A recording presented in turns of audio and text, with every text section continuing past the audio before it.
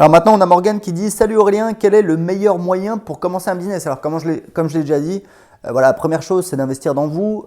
Apprenez l'anglais, apprenez des langues étrangères, lisez les livres de base sur le développement personnel, voilà, peut-être des livres sur le business. Il y a la semaine de 4 heures de Tim Ferriss qui est un livre très inspirant. C'est vraiment peut-être le best-seller de la catégorie. Après, pour commencer un business, je vais vous expliquer. Moi, dans ma vie, j'ai créé 2 business. Je suis en train d'en créer un troisième en ce moment, un logiciel. Euh, je dis toujours, voilà, j'ai créé 3 business, enfin j'ai créé 2 business.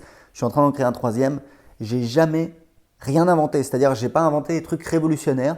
J'ai juste été observateur. J'ai vu qu'il y avait des trucs qui marchaient. Je me suis lancé. J'ai essayé de faire voilà, aussi bien que les autres, sinon mieux. En tout cas, de faire à ma sauce et de faire du mieux que je pouvais. Et c'est le conseil que je donne. On a très souvent en France le modèle, voilà, faites des études, ayez un bon boulot et roule ma poule, ça va bien se passer jusqu'à la retraite. Sauf que ce modèle il est en train de voler en éclats. On se rend compte que, voilà, déjà, si vous faites des études, que vous avez un bon diplôme, enfin moi c'est mon cas, j'ai un diplôme, voilà, j'ai un bac plus 5 de la fac, j'étais pas dans une école prestigieuse, mais voilà, j'avais un bac plus 5 dans un secteur porteur qui est l'informatique. Je gagnais bien ma vie, mais voilà, rien d'extraordinaire. Surtout avec le coût de la vie à Paris, j'avais pas une vie de dingue. Et voilà, et surtout, on sait très bien qu'après 40, 45, 50 ans, moi je suis passé commercial, j'étais du côté direction, j'ai vu comment on parlait des salariés. Clairement, après 40, 45, 50 ans, ça devient très compliqué de trouver du boulot, alors qu'il vous reste encore peut-être jusqu'à 20 ans à cotiser. Donc c'est un modèle qui ne marche pas. Et le mieux, c'est de créer son business. C'est pour ça que moi, depuis 2007, je suis entrepreneur et j'ai créé plusieurs business. Donc, pour créer un business, c'est très simple. Soyez observateur, regardez autour de vous. Moi, je vais vous dire un truc. Ici à Lisbonne, alors, j'ai pas envie de donner, voilà, de donner le truc, mais grosso modo, voilà, je vais voir on va dire un genre de médecin, voilà, enfin un kiné, on va dire, pour simplifier. Et on a un peu sympathisé. C'est un Français, on discute, etc. Et bref, au fur et à mesure qu'on discute, en fait, je sais combien de jours il travaille par semaine, combien il prend de clients par jour, et je sais combien c'est la consultation, parce que c'est ce que je paye comme tout le monde. Et j'ai fait le calcul l'autre jour, et j'ai fait, mais merde, en fait, voilà, il gagne beaucoup d'argent. Et en fait, si vous êtes observateur, vous vous rendez compte qu'il y a des gens où c'est un petit peu insoupçonné qui gagnent beaucoup d'argent et personne n'en sait rien parce que voilà, le modèle c'est d'être cadre à la défense alors que c'est pas du tout génial. Donc en fait, je veux pas vous, voilà, je veux pas vous révéler. Moi, j'ai des amis qui ont des business, je peux pas, enfin, ils aimeraient pas que je dise combien ils gagnent ou combien on gagne dans leur truc, mais je vous dis juste, voilà, soyez observateur dans la vie quotidienne. Vous voyez, je veux dire, soyez un petit peu curieux, parlez avec les gens. Quand vous allez dans un commerce, c'est très simple. Moi, je sais plus c'est quel commerce. Oui, c'est un commerce. Je vous donne un exemple. J'habite à Lisbonne, j'habite dans un quartier et depuis un an, on va à peu près toujours vers le même primeur, etc. C'est un Portugais. Et bon, on discute un petit peu, on a un peu sympathisé, etc. Voilà, comme ça. Et en fait, je disais à ma femme, mais c'est toujours plein, quoi. Il est toujours en train de vendre, bam, bam, bam, bam, bam, toute la journée. Et je lui disais, lui, il doit avoir de l'argent. Et en fait, en discutant, on s'est aperçu qu'il est propriétaire d'une maison dans ce quartier qui est près du centre et qui est un quartier populaire, mais qui a vraiment, enfin, qui est devenu beaucoup, beaucoup plus cher. Et il me disait, l'autre jour, il me disait en me rigolant, je te la vends 500 000 euros. Et je dis, ouais, 500 000 euros, attends, ça fait 120 mètres carrés, c'est trop cher, ça fait plus de 4 000 euros de mètre carré. Mais il m'a dit qu'il a une offre pour 400 000 euros qu'il a refusé. Puisqu'effectivement, dans le quartier, voilà, on va dire que c'est 3 000 à 4 000 euros du mètre carré. Donc, c'est pas déconnant. Je veux dire, enfin, vous le voyez, entre guillemets, il ressemble à rien. Il est tout petit, il a voilà, un petit commerce, etc. Et ben, en fait, il gère bien son argent et il gagne très très bien sa vie. Donc voilà, soyez observateur. Les trucs qui rapportent, ce n'est pas forcément les trucs exotiques, les trucs extraordinaires, les trucs révolutionnaires. C'est des trucs qui ont été testés. Regardez un endroit où il y a déjà des gens qui gagnent de l'argent.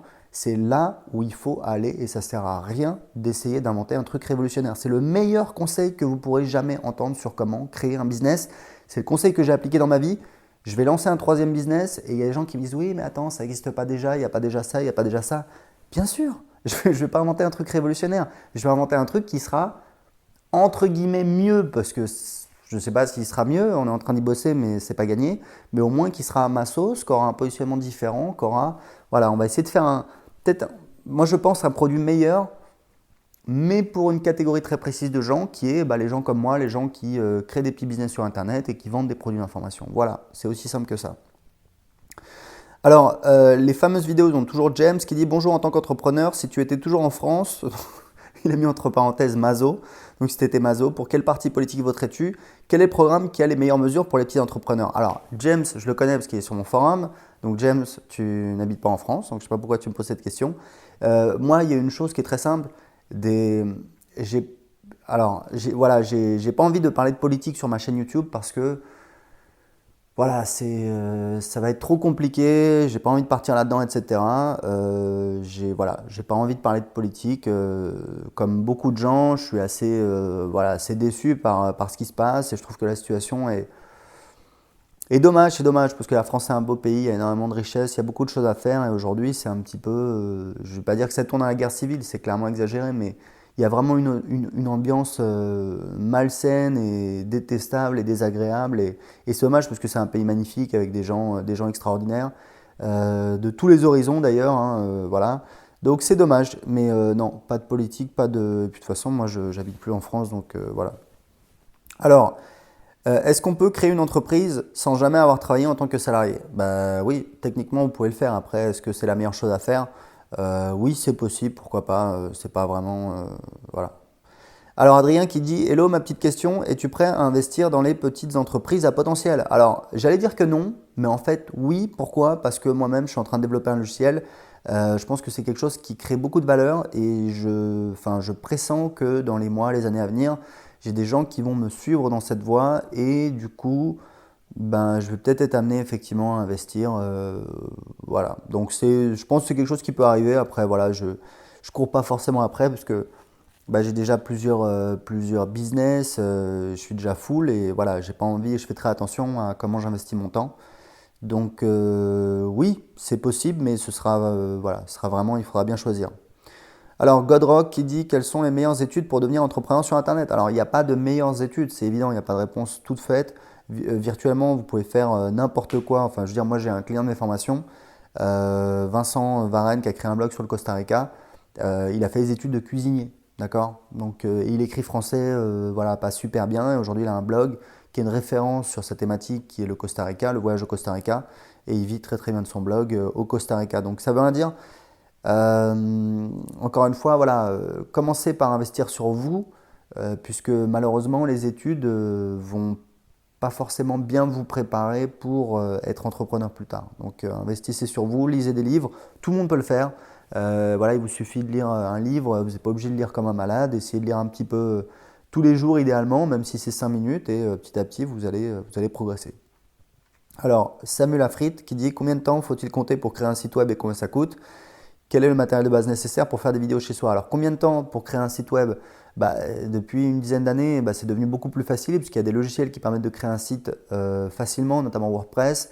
Il y a plein de boîtes qui sont sur la création de sites internet, notamment Wix, je crois Squarespace, enfin voilà, il y en a plusieurs. Et c'est des business absolument mais énormes. Enfin, je veux dire, Wix, je crois qu'ils ont été introduits en bourse. Je pense que Wix, ça va être une valorisation. Il me semble que j'avais vu, je crois que c'est de l'ordre de 800 millions de dollars. Donc, c'est des très, très, très, très grosses boîtes qui permettent de créer un site voilà, assez facilement. Il y a WordPress également. WordPress, c'est 50 millions de dollars de chiffre d'affaires par an. Donc voilà, aujourd'hui c'est tout à fait possible. Le matériel de base nécessaire pour faire des vidéos chez soi, voilà, enfin je veux dire, vous pouvez faire avec votre iPhone. Maintenant, vous faites des vidéos très bien avec n'importe quel appareil photo numérique et roule ma poule. Dernière question de James. Bonjour, question. Alors moi c'est ouais. Est-ce que tu t'es lancé sur le marché anglophone? As-tu des blogs en anglais, des produits? Excellente question, James. Alors en fait, la réponse est non. Je ne me suis pas lancé sur le marché anglophone, même si j'ai vendu en fait une prestation de consulting à une cliente colombienne pour 20 000 dollars. Donc c'était fin 2014. En fait, j'étais à l'événement annuel de Jeff Walker et on a rencontré avec ma femme une participante de l'événement qui s'appelle Tatiana Arias, une colombienne. Qui faisait des séminaires voilà, sur l'indépendance financière, etc. en Colombie et qui voulait se lancer sur Internet.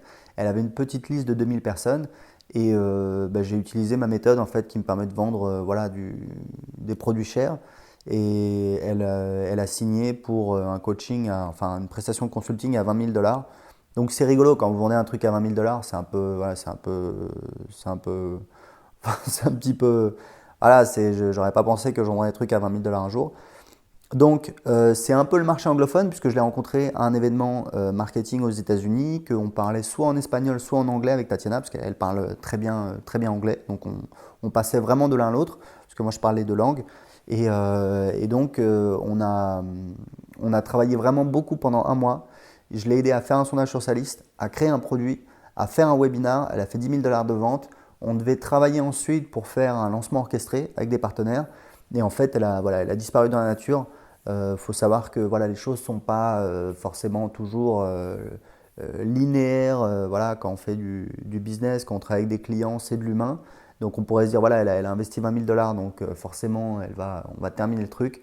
Bah non, elle a disparu dans la nature. Elle est revenue un an plus tard, elle m'a dit, ouais, au fait, j'aimerais bien faire le lancement dont on avait parlé, etc. Je lui ai dit, bah écoute, pas de souci, on peut planifier ça. Pas de réponse. Là, ça va faire ouais, 2-3 mois. Donc voilà, donc c'est un petit peu, ça s'est arrêté là, mais bon voilà, c'est cool. Elle a quand même grâce à moi, elle a créé un produit, elle l'a lancé, elle a fait 10 000 dollars et je sais qu'elle a relancé par la suite. Donc voilà, elle avait un produit, elle avait un processus de conversion qui était son webinar. Je l'ai coaché quand même de très près, j'ai passé pas mal de temps dessus, puisque voilà, je l'ai aidé même sur l'envoi des emails, puisque moi enfin, voilà, je parle très bien espagnol et sur le marché hispanophone. Et voilà, on a fait du bon boulot, mais voilà, on aurait dû aller plus loin. Et ça s'est arrêté là. Donc c'est le seul truc que j'ai fait sur le marché anglophone. Maintenant, très sincèrement, mon objectif avec mon logiciel, c'est de le proposer sur le marché anglophone. Pourquoi? Parce que le marché anglophone, à vue de nez, il est 20 fois plus grand que le marché français. Voilà, c'est sans comparaison aucune. Moi, en ce moment, je ne sais pas si vous avez remarqué, mais je suis en train de prendre un espèce de tournant qui est vraiment start-up logiciel, parce que voilà, la partie web marketing, j'ai l'impression que j'ai un petit peu fait le tour, que voilà, j'ai tous mes produits et j'ai pas envie de les repackager pour continuer à les vendre sans cesse à mes clients, etc. Parce que je trouve ça un peu lourdingue. Donc, et que voilà, je trouve que ça crée plus de valeur de faire des logiciels, même si on peut vraiment gagner pas mal d'argent avec les formations. Donc je continue à vendre des formations, évidemment, parce que bah, ça fait partie de... Enfin voilà, il y a un besoin, les gens en ont besoin, mais je suis en train de plus m'orienter vers un petit peu le développement de logiciels.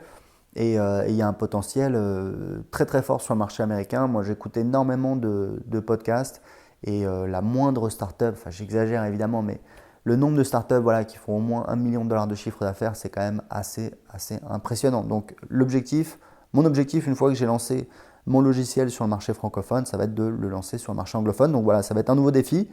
Why not? On verra. C'est un petit peu repartir de zéro, mais je pense que ça va être intéressant et ça va être intéressant pour vous également à suivre. Voilà, c'était tout pour ces questions. J'espère que ce n'était pas trop long. J'ai fait tout mon possible pour y répondre de manière voilà, assez concise. Je vous rappelle qu'en ce moment, il y a une offre spéciale. Vous pouvez recevoir, en fait, je vous offre mon livre papier, Je gagne avec mon blog. Je vous l'envoie chez vous. Vous avez juste à régler les frais de port. C'est un livre qui vaut 19,80 € et c'est moi qui vais payer l'impression. Vous avez juste à payer une participation aux frais de port pour profiter de l'opération tant qu'elle est encore disponible. Cliquez juste en dessous de cette vidéo. À très bientôt. Ciao.